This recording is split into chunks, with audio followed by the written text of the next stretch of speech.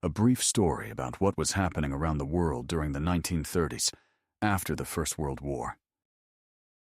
The 1930s. Shadows over the world.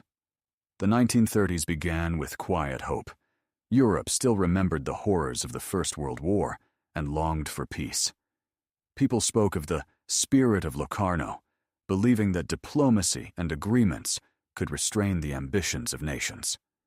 Spring in Berlin smelled of blooming linden trees, and Paris basked in soft sunlight. It seemed everything would be calm, but that calm proved deceptive. By 1937, the world had changed. Japan gradually conquered Chinese provinces, Italian troops marched across the Ethiopian plains, and Germany was already planning to expand its borders. In the Soviet Union, Joseph Stalin watched the world with suspicion. In his eyes, every shadow was an enemy. In cities and villages, hundreds of thousands of people disappeared without a trace. The NKVD seized people from the streets, sending them to cold dungeons and the Gulag, where frost, hunger, and hard labor killed faster than bullets. Among these victims was Marshal Mikhail Tukhachevsky, whose ideas on strategy and tactics had once been considered a great legacy of the country. In Spain, the civil war was turning into hell. Madrid, shrouded in bomb smoke, stood on the brink of collapse. The Republican forces tried to hold the city, feeling the ground tremble under the explosions. In the spring, they achieved victory at Guadalajara, but it was only a brief moment before the nationalists advanced. Guernica burned, with German bombers leaving behind ruins and human bodies. Pain, horror, and the cries of children reached the entire world, causing international outrage, but no action followed. On the other side of the globe, Japan began a new wave of war. The Marco Polo Bridge incident in Beijing escalated into a bloody shootout.